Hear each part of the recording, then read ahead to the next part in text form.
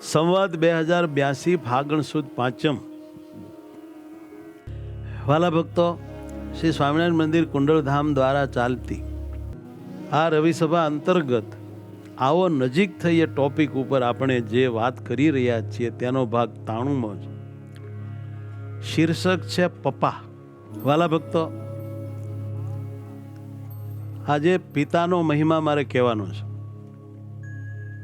બાપનો મહિમા.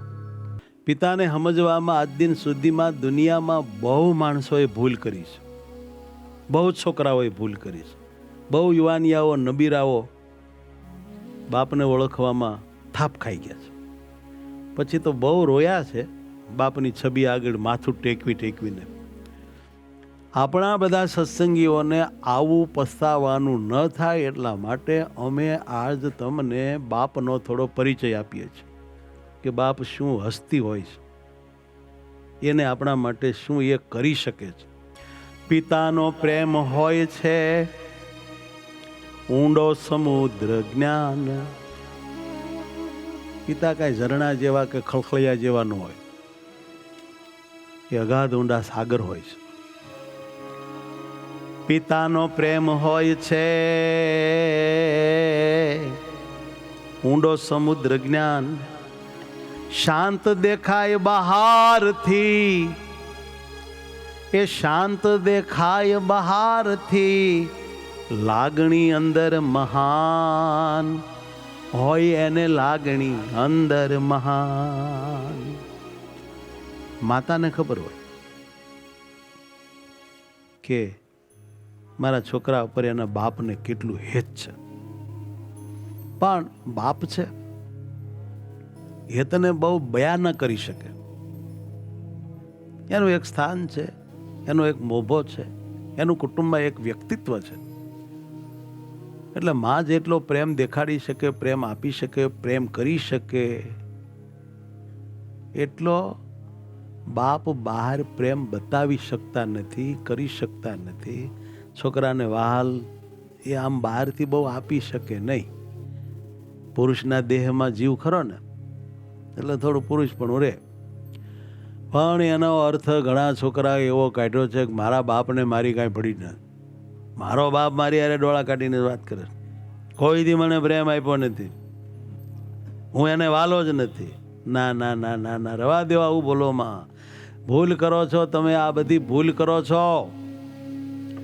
એવું નથી. એના હૈયામાં અપાર હેત છે, લાગણી છે, ઊંડી લાગણી છે, એટલે દેખાતી નથી. બહાર વધતો દેખાત. ભૂલ ન ખાશો, નહીતર પછી પસ્તાશો. સાંભળો એક નાની એવી સ્ટોરી. 75 વર્ષની ઉંમરે વિનોદભાઈના મમ્મીએ અંતિમ શ્વાસ લીધા. મમ્મીએ છેલ્લા શ્વાસ લેતા વિનોદભાઈને કહેલું કે બેટા વિનોદ,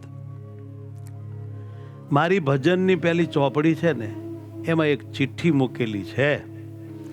મારું 13મું પતી જાય ને બેટા, પછી શાંતિથી એ ચિઠ્ઠી તું વાંચી લેજે. અને હા, એક વાતનું સજેશન કરું છું. તેમાં એક વાત જે છે તે મેં તને ક્યારેય કહી નથી.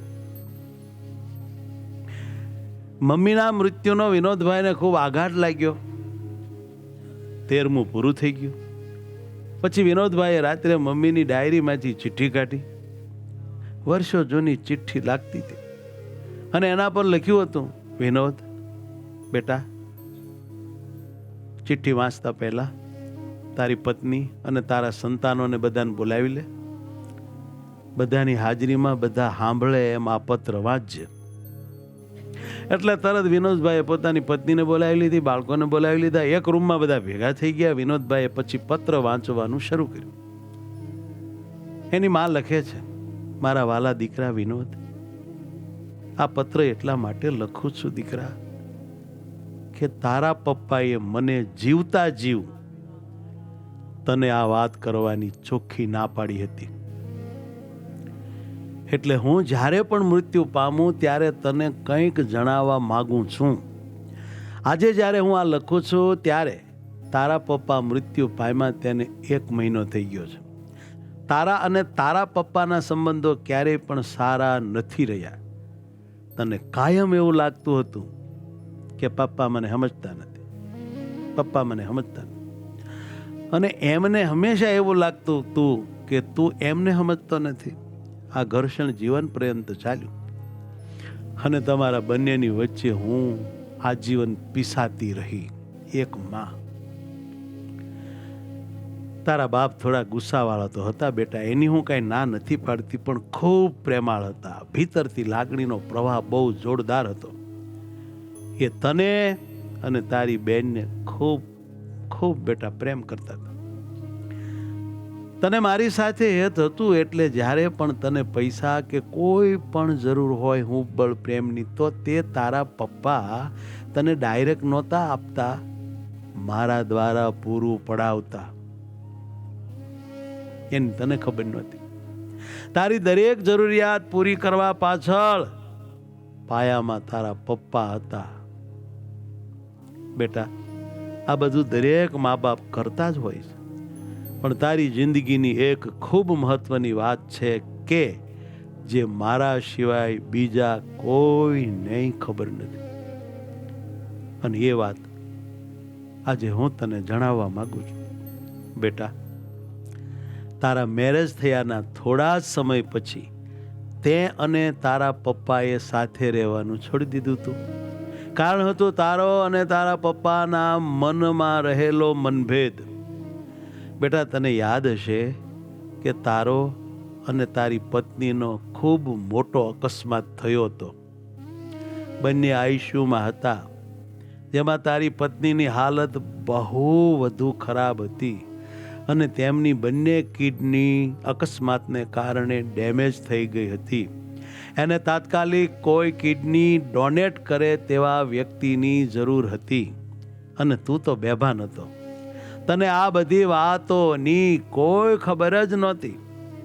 અને ડૉક્ટરે બધાના સેમ્પલ લીધા તો તારા પપ્પાની કિડની મેચ થઈ ગઈ. તારા પપ્પા કિડની આપવા તૈયાર હતા, પરંતુ એક કિડનીમાં તો તેમને પહેલેથી જ તકલીફ હતી જ. એક સારી કિડની હતી તે બેટા તારી પત્નીને આપવા એ તૈયાર થયા, પણ એ તો એક કિડની ઉપર જીવતા. તેથી મેં તેમને ના પાડી કે તમારી બીજી કિડની બહુ સારી ચાલતી નથી, જે સારી ચાલતી હોય તે દેવાય નહીં. સારી ચાલે છે એ તમે આપો છો, કદાચ તમારું જીવન જોખમમાં મુકાય. પરંતુ તારા પપ્પાએ કહ્યું, મારી ચિંતા ન કરીશ, છોકરાની ચિંતા કર વાલી, છોકરાની ચિંતા કર. એની પત્નીને જો કંઈક થઈ જશે તો એને હજુ આખી જિંદગી કાઢવાની છે. એનો જીવનસાથી જતા છોકરો હાવ નારાશ જેવો થઈ જશે. વિનોદભાઈની આંખમાંથી હવે આંસુ પડવા માંડ્યા. પત્ર ઉપર ટપ ટપ આંસુ પડ્યા. પછી એનાથી પત્ર વંચાણો નહીં. એનો દીકરો બાજુમાં બેઠો હતો, એણે પપ્પાના હાથમાંથી પત્ર લઈ લીધો અને આગળ વાંચવાનું ચાલુ કર્યું. વળી તારા પપ્પાએ કહ્યું હતું કે હું મારા દીકરા માટે પિતા હોવાનું કર્તવ્ય ભૂલી શકું નહીં અને મારે વિનોદની સહાનુભૂતિ પણ જોઈતી નથી. મારે મારા દીકરાને મારા એહસાનના ભાર નીચે નથી રાખવો વાલી. એટલે તું આજે મને એક વચન આપ કે મારા કે તારા મૃત્યુ સુધી વિનોદને આ વાત કોઈ જણાવશે નહીં, નહીં હું કે નહીં તું. આખરે તારા પપ્પાએ કિડની આપી તારી પત્નીને. કિડની ડોનેટ થયા પછી તારા પપ્પાની તબિયત બગડવા લાગી અને થોડા દિવસોમાં એ મૃત્યુ પામ્યા. એ સમયે પણ તું પપ્પાની ખબર કાઢવા સિવાય ક્યારેય પણ ઘેરે નહોતો આવ્યો. તને તો એ પણ ખબર નહોતી કે તારા પપ્પાનું મૃત્યુ તારી પત્નીને કિડની દાન દેવાથી થયું છે. તારા પપ્પા હંમેશા કહેતા કે પિતાના પ્રેમને સમજવા માટે પિતા બનવું પડે. જે વ્યક્તિ ખરેખર પિતા હજી બન્યો નથી ત્યાં સુધી એને એના પિતામાં શું હોય ને એની શું સ્થિતિ હોય ને એનો પ્રેમ કેવો હોય એ ના સમજાય. માટે મારો વિનોદ જ્યારે પિતા બનશે ને ત્યારે મારા પ્રેમને એ સમજી જશે. ઉતાવળ કરવાની કાંઈ જરૂર નથી. બેટા, તું કોઈ દિવસ સમય કાઢીને તારા પિતા પાસે બેઠો નથી. કોઈ દી તારા પિતા સાથે તે સમય ફાળવ્યો જ નથી. એમને જરૂર હતી. છેલ્લી અવસ્થામાં એમને તારા હૂંફ બળ પ્રેમની બેટા બહુ જરૂર હતી, જેની મને ખબર હતી. છતાં એ તારાથી થયું નથી. પરંતુ તારા પિતા એવું કહેતા હતા કે મારે જે વારો આવ્યો તે મારા વિનોદને ન આવે, એવી હું પ્રભુને પ્રાર્થના કરું. મારા છોકરાએ જેમ મારા ઉપર ધ્યાન નથી આપ્યું, એમ મારા વિનોદના છોકરા એના ઉપર ધ્યાન ન આપે એવું પ્રભુ તમે ન થવા દેતા. બેટા, તું અને તારો પરિવાર સુખી રહે, એ જ મારી અને તારા પપ્પાની હંમેશા પ્રાર્થના રહી છે. લિખિતન તારી મમ્મી. પત્રના અંતે મમ્મીએ લખ્યું હતું કે દરેક મા બાપ પોતાના સંતાનોને પ્રેમ કરે છે, ભલે ગમે એટલા મતભેદ હોય. પત્ર છોકરાએ વાંચ્યો, વિનોદભાઈને સંભળાયો. એ તો વાંચી શકે એવી સ્થિતિમાં રહ્યા નહોતા. હવે વિનોદભાઈને પસ્તાવાનો પહાડ હૃદયમાં ઉછળ્યો. પણ હવે શું કરે? હવે તેની માતા કે તેના બાપ કોઈ હાજર નહોતા. કોઈ એનો પસ્તાવો સાંભળવા કે એની અંદર જાગેલી હવેની લાગણીને સમજવા હાજર નહોતા. તે ઘર મંદિર પાસે ગયો અને ત્યાં ભગવાન આગળ રડી રડીને ઢગલો થઈ ગયો. ત્યારે એમનો દીકરો એમની પાસે આવ્યો અને કહ્યું કે પપ્પા, તમે તમારા પપ્પા માટે જે ભૂલ કરી તે કરી, પણ હું આખી જિંદગી તમારું ધ્યાન રાખીશ. હું આજે દાદાની વાત પરથી સમજી ગયો છું કે એક પિતા શું હોઈ શકે, એક પિતા સંતાનને માટે શું કરી શકે છે. પિતાની કડકાઈમાં પણ પ્રેમ છુપાયેલ હોય. પિતાની કડકાઈમાં પણ પ્રેમ છુપાયેલ હોય. જ્ઞાન સમજાય ત્યારે ઘણું, જ્ઞાન એ વાત સમજાય ત્યારે ઘણું મોડું થઈ ગયું હોય. દીકરા, મોડું થઈ ગયું હોય. સહજાનંદ સ્વામી મહારાજની જય.